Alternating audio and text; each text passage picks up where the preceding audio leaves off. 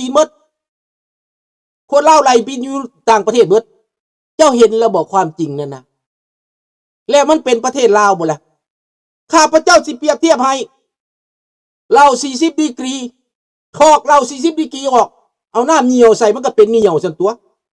เขาก็ว่าแก้วเหนียวบ่แม่นแก้วเหล้าประเทศอเมริกาเอาคนอเมริกาออกไปเอาคนเม็กซิกันเข้ามาเขาก็ว่าประเทศเม็กซิกันซั่นตัวอันนี้คือความจริงพี่น้อง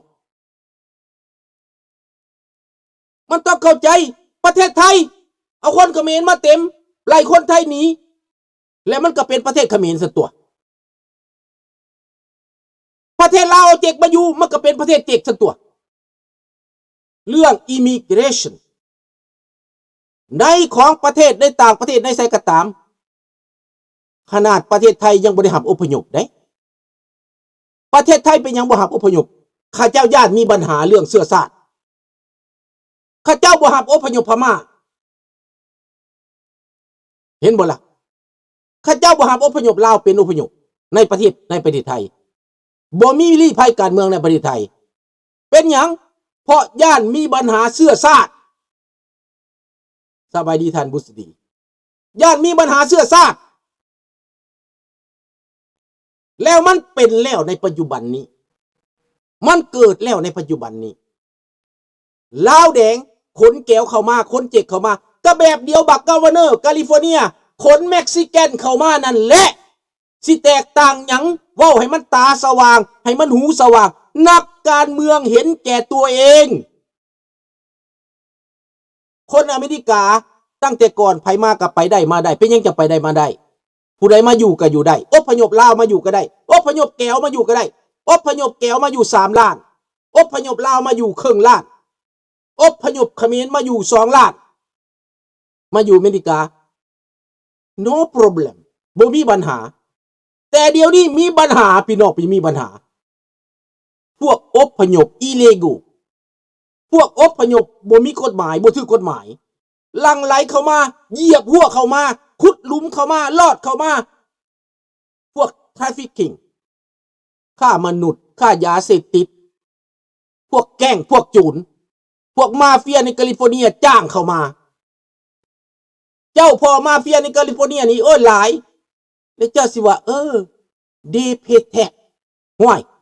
ข่อยก็อยากไปจ่ายแท็กอยู่ในบ้านเจ้าไปเฮ็ดงานในบ้านเจ้าเขาก็เก็บตักตามปกติถามว่าเจ้าไปอยู่เมืองไทยเจ้าจ่ายแท็กเลยเขาสิเอาเจ้าเป็นคนไทยได้วะ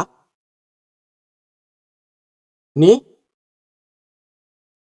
ต้องการคะแนนเสียงต้องการฐานอำนาจเพื่ออนาคตของตนเองนั่นแหละบักทองรุ่นมันเอาแก้วเจ็กมาก็เพื่อมันนั่งอยู่ เพื่อมันนั่งอยู่ในอำนาจต่อไปเพราะว่าพวกที่มันเอามานั่นต้องพอใจมันแน่นอนลูกเกิดขึ้นมาก็เป็นลูกทองรุ่นต้องไปพอใจทองรุ่นท่านทองรุ่นเพิ่นเอาเฮาเข้ามาอยู่ประเทศลาวเฮาสบายมาอยู่ประเทศลาวนี่นะคนลาวมันอยากหนีไปมันอยากตายอย่าหัวแม่มันคนลาวเฮาเข้ามาอยู่แล้วเฮามีสิทธิ์เฮาเป็นใหญ่กว่าคนลาวบักแก้วว่าหยังจับบ่ได้บักแก้วบ่ได้จับบักแก้วจับบักลาวปากขึ้นจับโลดปิดปากมันโลดนี่เห็นแล้วบ่เรื่องของมันน่ะอันนี้แหละสงครามเดโมกราฟิกแผนการกลืนกินลาวแผนการกลืนกินอเมริกาแผนการทำลายของอเมริกานักการเมืองที่ได้อำนาจก็ตาบอดหูหนวกว่ามันมีปัญหามาเป็น50 ปีแล้วคนอเมริกาบ่พอใจคนเขามาเหยียบคอเขาข้าพเจ้าเข้าใจว่าข้าพเจ้าไปฟังสปอนเซอร์มือนั้นนี่แหละข้าพเจ้าไปฟังสปอนเซอร์ข้าพเจ้ามือนั้นเขาจัดล้ำลึกครบรอบ50 ปีข้าพเจ้าฟังข้าพเจ้าเข้าใจภาษาแต่คนที่บ่เข้าใจภาษานี่นะอาจจะบ่รู้จักได้ว่าเป็นหยังเขาจังอยากล้ำลึกเขาอยากล้ำลึก50 ปีล้ำลึกอพยพ50 ปีล้ำลึกว่าเขาเป็นสปอนเซอร์เขาภูมิใจว่าตอนเขาตัดสินใจเอาพวกเฮามานั้นเฮาบ่ได้สร้างปัญหาให้เขาเฮาเป็นคนทำมาหากิน เฮาเป็นคนซื่อสัตย์เฮาเป็นคนขยันทำงานเฮาเป็นคนเรียนเก่ง50 ปีต่อมามีเอนจิเนียร์มีด็อกเตอร์มีหลายๆคนเวียดก็มีอยู่ในนี่คนจีนก็มีคนเขมรก็มีคนลาวก็มีล้วนแล้วแต่เป็นด็อกเตอร์เป็นเอนจิเนียร์เป็นaccounting เป็นครูบาอาจารย์เป็นโปรเฟสเซอร์นั่นดังนั้นเขาจังล้ำลึกให้ฟังเขาจึงเล่าเรื่องให้ฟังว่าเขาภูมิใจที่เอาคนพวกนี้เข้ามาแล้วเขาห้องว่าแปลว่าหยัง integration นะ integrate หมายความว่า adapte integrate เข้ากับประชาชนแคนาเดียนได้ดีนับถือกฎหมายนับถือระเบียบรักษาความสงบสุขเป็นคนดีแล้วเขามาเปรียบเทียบอีกได้อันหนึ่งบ่แม่นว่าเขาสิมาย่องอพยพได้เขาบอกว่า5 ปีผ่านมานี้นายกทรูโดเอาคนประเทศปาเลสไตน์กับประเทศซีเรียมาเกิดปัญหาปุ้นจี้เจ้าของประเทศเขาเป็นคนแคนาดาครอบครัวคนลาวรับครอบครัวบ่ได้แล้วถึงปุ้นจี้จากพวกอาหรับใส่ยานอนหลับหรือใส่ยาปีศาจสะกดจิตใส่แล้วจับปั๊บเจ้าเสลือสลัมเขาก็ปุ้นเอาถอดเอาเงินเอาคำบางคนก็เสียคำบางคนก็ปุ้นบ่เทือนมันเอาไปกวาดไปเบิดโคเฮือนมันจอบเจ้าของบ่อยู่มันกวาดเอามันมีแก๊งของมันแก๊งอาชญากรรมพี่น้องปุ้นเฮือนปุ้นซานนี่อันนี้แหละสำคัญแม่นบ่ลุงทองพาเที่ยวอย่าลุงเว้าแม่นถูกครับแรงงานเขมรเขาทยอยส่งกลับแล้วพาสปอร์ตอยู่ได้แค่7 วันแต่ก่อนอยู่ได้3 เดือนนั่นก็นั่นแหละอย่างใครและอยู่อเมริกานี่เขาบ่ให้เข้าอีกมี10 ประเทศบ่ได้เข้า27 ประเทศลาวอยู่ในประเทศที่27นั้นให้เข้าบางประเภทบ่ให้เข้านี่ดังนั้นข้าพเจ้าเปรียบเทียบให้พวกท่านเห็นให้พวกท่านเข้าใจความจริงลาวขนแก้วมากาเวเนอร์แคลิฟอร์เนียขนเม็กซิกันมาแตกต่างกันอยู่บนใดครับมันแตกต่างกันอะไรครับแม่นบ่ซีทีได้ทันทีเลยแม่นบ่เข้าใจเรื่องแล้วหรือยังบัดนี้คนพวกเขามานั้น1กวดสอบเขาบ่ได้เขาฆ่ายาเสพติดเขาสิมีเงินเป็นล้านเป็นแสนเจ้าก็กวดเขาบ่ได้แล้วเขาหลักเงินส่งเงินข้ามประเทศไปได้เขาขนเงินไปประเทศเขาเบิดอเมริกามีแต่เรื่องขยะมีแต่เรื่องเน่าๆที่คนพวกนี้เอาเขามาให้และบางคนคือว่าเขาไปทำงานเขาก็เพย์แท็กซ์การเพย์แท็กซ์เจ้าอย่าลืมได้เจ้าไปนอนห้องหมอเจ้าไปเกิดลูกเจ้าได้สวยไส้เบิดอยู่ในนั้นผู้ใดก็จ่ายตักเบิดคือกันบ่ได้แม่นตั้งแต่พวกนั้นจ่ายตักดีบ่ดีพวกนั้นบ่ได้จ่ายตักเพราะมันบ่ได้แจ้งรายได้มันบ่มีตัวเลขคนที่แจ้งรายได้นั้นแม่นแต่ว่าเจ้าก็บ่ถูกต้องตามคือเก่าแล้วพอเจ้ามาบ่ถูกกฎหมายเจ้าเข้ามาแบบจูนเจ้าเข้ามาแบบลวงเล่มเขานี่เห็นแจ้งแล้วหรือยังบาดนี้ดังนั้นนักการเมืองสอนใส่คำไตมันเป็นหยังมันจังบ่ไหลแก้วกลับบ้านสบายดีสายรำมันบ่ไหลแล้วเพราะเป็นพวกของมันเป็นฐานเสียงของมันคันว่าด่าประชาธิปไตยก็แม่นพวกนี้คันว่าด่าอเมริกาก็แม่นพวกนี้เห็นบ่ล่ะมันเป็นฐานเสียงของมันเป็นอำนาจของมันในแคลิฟอร์เนียก็แบบเดียวกันมันจึงต้านรัฐบาลกลาง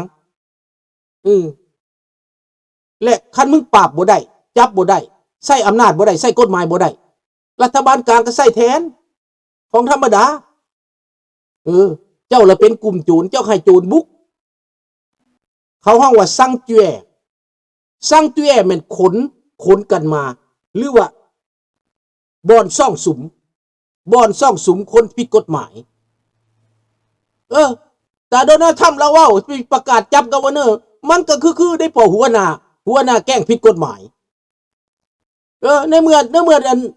กัฟเวอร์เนอร์นั้นป้องกันคนผิดกฎหมายแม่นบ่ล่ะ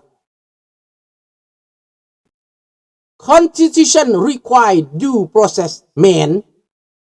อีตาถ้ำเราก็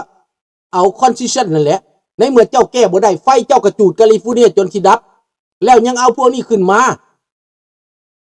อีตาถ้ำเราก็มีกฎหมายอยู่ในมือคือกันพอเราเลือกมาเพื่อว่าให้ต่อต้านอพยพให้ไล่อพยพกลับบ้านมันสร้างปัญหาเขามีปัญหากับอพยพพี่น้องตั้งแต่ก่อนเขามีปัญหากับพวกผิวดำเขาก็แก้ได้แล้วเห็นบ่ล่ะนี่เรื่องของมันเจ้าก็เมื่อประเทศเจ้านี้เจ้ามีประเทศเม็กซิกันเจ้าอยู่ใกล้ๆเจ้ามีความภูมิใจในชาติเจ้าสิมาสวยโอกาสประเทศหยังกฎหมายมันบ่ได้ไปคุ้มครองของพวกที่ผิดกฎหมายได้ Constitution นั้นบ่ได้ไปคุ้มครองผิดกฎหมายได้เป็นสวรรค์ฟังเด้อหลานเด้อมันคุ้มครองคนอเมริกาที่เขามีผลกระทบเดือดร้อนเจ้าสิเอาใจคนผิดกฎหมายหรือเจ้าสิเอาใจคนที่ถูกต้องกฎตามกฎหมายกฎหมายเจ้ามันใส่ได้แบบใดหรือว่าเจ้าสิใส่ตั้งแต่ฝ่ายเจ้ากฎหมายเจ้าบ่ได้ใส่ได้ฝ่ายที่มันบ่ถูกกฎหมายคนบ่ถูกกฎหมายนั้นมันผิด Constitution เข้าใจแล้วบ่แนวกฎหมายเรียกใส่แต่ฝ่ายโตอยากได้แต่ฝ่ายโตแม่นบ่เนาะอยากให้น้องนุ่งลูกหลานเข้าใจจังซั่นเด้กฎหมายนี่คันถูกใจตัวนี้เอาคันบ่ถูกใจตัวเองบ่เอาแม่นบ่บาดที่คนที่เขาบ่ได้แม่นคนแบบนั้นเด้ซั่นสมมุติคนลาวในประเทศนี่คนจีนมาก็ถือกฎหมายพอรัฐบาลเซ็นให้เด้ถือกฎหมายเบิด Constitution ถือกฎหมายเบิดบักทองรุ่นเซ็นให้เบิดแก้วมาก็ถือกฎหมายให้สัญชาติพร้อมเจ๊กมาก็ให้กฎหมายให้100 ปีพันปีมึงอยู่แต่บัดลาวอยู่บ่ได้เด้เพิ่นว่าบักฮูขี้บักเว้นหาห้อยนี่ก็ว่าบักฮูขี้ว่าซั่น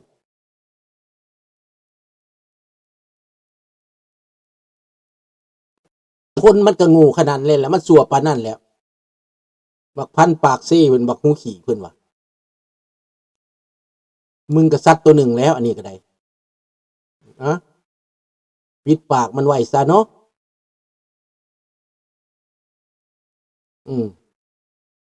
ให้โอกาสมันก็บ่ดีดอกคนชั่วนี่นั่นแหละพี่น้องมันขนแก้วเข้ามาบักสอนใส่ขนแก้วเข้ามาพอมันได้ผลประโยชน์น้ำแก้วแม่นบ่ล่ะมันได้ประโยชน์น้ำแก้วมันก็ฟังแก้วโคตรฝ่อโคตรแม่มันเป็นแก้วดิโคตรฝ่อโคตรแม่บักพันนี่ก็เป็นแก้วหมดดิแม่นล่ะถ้ำ USA into war zone the world is the looking at USA โอ้ยเขาสิแคร์ they don't care ทำบักโปรตีนได้สั่นมันเฮ็ดหุ่นแฮงมันจับเตะมันจับเข้าคุกจะไปเฮ็ดหยังมันได้เฮ็ดสวรรค์จะเฮ็ดไปหยังมันได้นี่บ่เฮ็ดหยังเขาได้ให้คิดเอาพี่น้องเจ้าสิไปปกป้องแนวบ่ถูกกฎหมายแนวบ่ถูกต้องนั่นน่ะเขาเข้ามาสร้างปัญหาในอเมริกามาลักมาปุ้นออกนอกเฮือนก็บ่ได้ข้าพเจ้าไปแคลิฟอร์เนียนะเบิ่งเขาเป็นอยู่เป็นแก๊งเป็นเกิกพวกนี้น่ะอันตรายได้แคลิฟอร์เนียได้พี่น้องพกเหือได้พี่น้องเขตใดงามเขตใดจบพวกนี้เขาไปวุ่นวายเบิดเม็กซิกันเต็มไปเบิดพวกอเมริกาใต้เขาบ่มักอเมริกาแต่เขาต้องมาสวยโอกาสอเมริกาก็จะต้องเบิ่งจะสิไปเว้าตั้งแต่ว่ากฎหมายบ่อเมริกาเสียหน้าบ่ใส่เจ้านะขี้กระตือกอยู่ในใส่เจ้านะเจ้าอยากเอาไว้เลี้ยงไว้บ่ขี้กระตือถามนี่เด้อหลานน้องเพชรสวรรค์หลานเพชรสวรรค์ขี้กระตือในลำไส้สิเอาไว้อยู่บ่คันเอาไว้มันก็จ่อตับจ่อใส่เจ้าขี้กระตือเด้พญาโตกลมตัวใหญ่ๆหั่นนะเอาไว้เบิ่งแม่นบ่ล่ะสบายดีเซเพสบายจอนคิดเบิ่งดูพี่น้องคันว่าเรื่องกฎหมายมันอยู่ในใส่เจ้าแล้วเจ้าสิฆ่ามันบ่พญาตฆ่าได้จำเป็นต้องกินยาล้างท้องได้ฆ่าลำไส้ตัวเองได้เมื่อยไหม หนาวไหม